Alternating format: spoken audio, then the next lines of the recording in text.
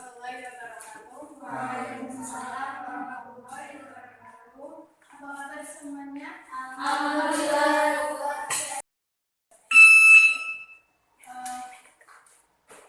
Sebelum masuk ke materi pembelajaran, baiknya kita berdoa terlebih dahulu ya.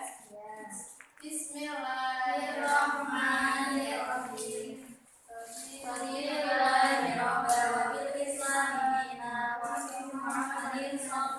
Nabi.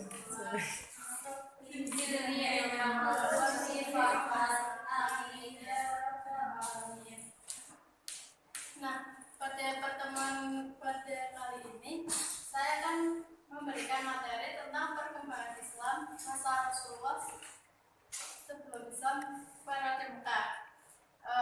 Nah, untuk tujuan pembelajaran dari materi hari ini yaitu saya berharap peserta didik itu bisa menganalisis kebudayaan yang ada di masyarakat Mekah sebelum Islam itu datang ke Mekah. Yang kemudian peserta itu dapat menganalisis substansi dan strategi dakwah yang dilakukan oleh Rasulullah SAW ketika di Mekah.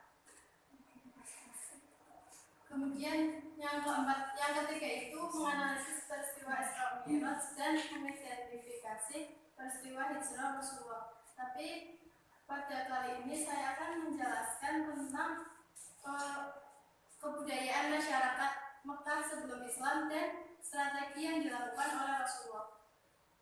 Yang pertama yaitu kebudayaan masyarakat Mekah sebelum Islam. Nah, pada zaman dahulu itu sebelum Islam datang ke Mekah, ahli sejarah itu menyebutkan bahwa kehadiran Islam yang dibawa oleh Rasulullah itu disebut dengan zaman jahiliyah, yaitu artinya zaman kebodohan. Nah, secara bahasa sendiri itu zaman jahiliyah itu berasal dari kata jahil yang artinya itu diturun, yang artinya itu bodoh, dan berasal dari bahasa Arab yang kata dasarnya itu jahala. Kemudian bangsa Arab itu sudah sebelum mengenal Islam itu sudah mengenal beberapa cabang ilmu pengetahuan, bahkan dalam seni sastra, dalam hal seni dan sastra. Selanjutnya itu kebiasaan di Arab itu kan banyaknya itu padang pasir. Nah, orang-orang di sana itu banyak mengembara hewan ternak. Jadi kebiasaan mengembara yang ada di masyarakat itu membuat orang-orang Mekah itu merasa senang karena hidupnya itu tidak ada aturan dan tidak ada hukum yang dapat mengikat mereka. Nah, yang kedua itu keyakinan yang ada di masyarakat Mekah. Maksudnya itu di sana ada beberapa golongan yang menganut beberapa agama. Yang pertama itu golongan yang mengingkari Sang Pencipta dan hari kebangkitan. Nah, pada golongan ini tuh sudah dijelaskan dalam Al-Quran surat Al-Jasiyah ayat 24. Nah, kemudian ada golongan yang kedua. Golongan yang kedua ini mengakui adanya Tuhan, tetapi mengingkari adanya hari kebangkitan. Nah, ini sudah ada di Quran surat Al-Qaf ayat 15. Nah, yang golongan yang ketiga itu golongan yang menyembah berhala. Dan golongan yang terakhir itu golongan yang menganut agama Yahudi dan Nasrani.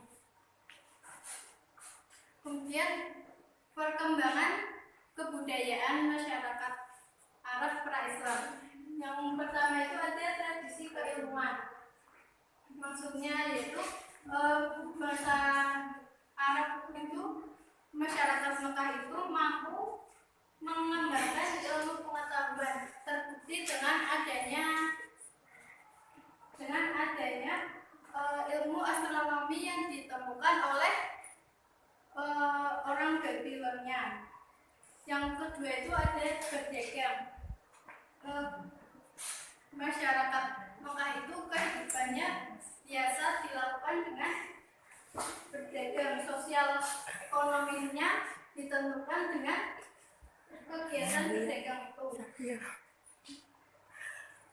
Nah, untuk kegiatan berdagang ini untuk orang-orang yang tinggal di perkotaan, sedangkan orang-orang yang tinggal di pedesaan itu biasanya melakukan aktivitas itu bertani, karena kan di pedesaan itu hidupnya itu nomaden. Jadi berpindah-pindah untuk mencari tempat berternak. Yang keempat yaitu bersair. Di sana itu ada yang namanya pasar untuk bersair. Yang namanya itu pasar lukas, yang di sana itu tidak hanya menyediakan barang-barang untuk kebutuhan sehari-hari, namun di sana juga ada waktunya air. Yang selanjutnya itu menghormati tamu. Jadi orang-orang Mekah itu biasanya menghormati tamu dengan cara menjamu mereka. Yang terakhir itu menepati janji. Menepati janji maksudnya jika ada orang yang berjanji, itu menurut mereka itu adalah hutang dan harus dibayar. Apakah sudah paham sampai sini? Oke. Selanjutnya tentang substansi dan strategi dakwah Rasulullah. Yang pertama, jadi pada waktu itu peristiwa-peristiwa yang terjadi di Mekah itu sudah terjadi pada saat Rasulullah itu berusia 14 tahun sampai 40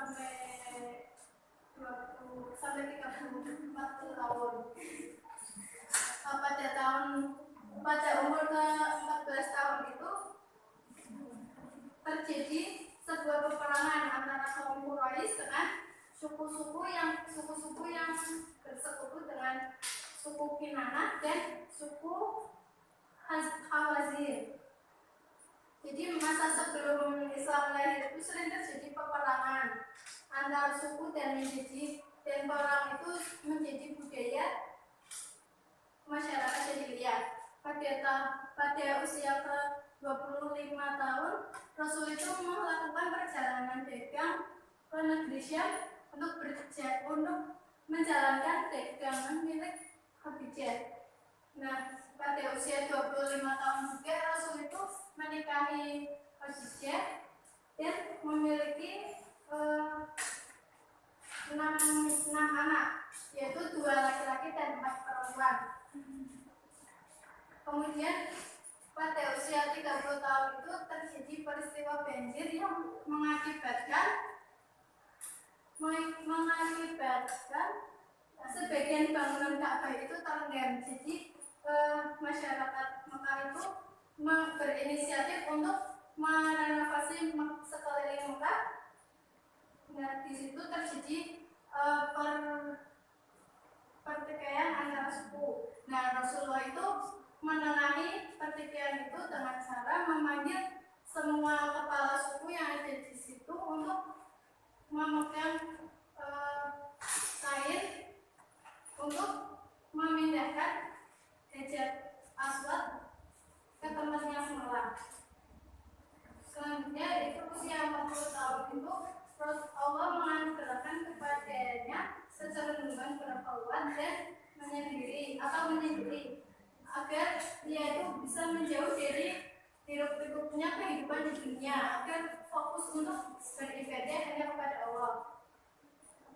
Nah, strategi yang dilakukan Rasulullah itu ada 2. Strategi yang pertama itu dengan dakwah sembunyi-sembunyi yang dilakukan selama 3-4 tahun. Nah, pada dakwah sembunyi-sembunyi itu ada beberapa orang yang pertama kali masuk Islam.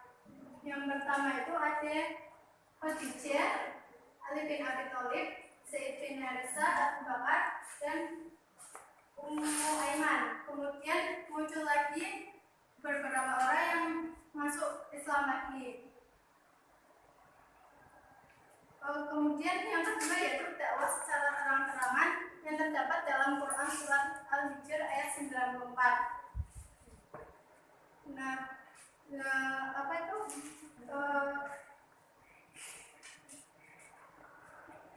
Dakwah terang-terangan setelah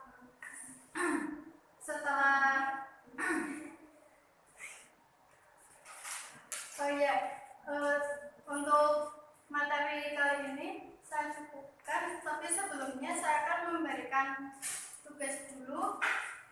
Silakan nanti mengerjakan halaman 22 ya, jadi LKS ya, bisa dikumpulkan besok. Terima kasih. Saya mohon maaf yang besar-besarnya. Wassalamualaikum warahmatullahi wabarakatuh.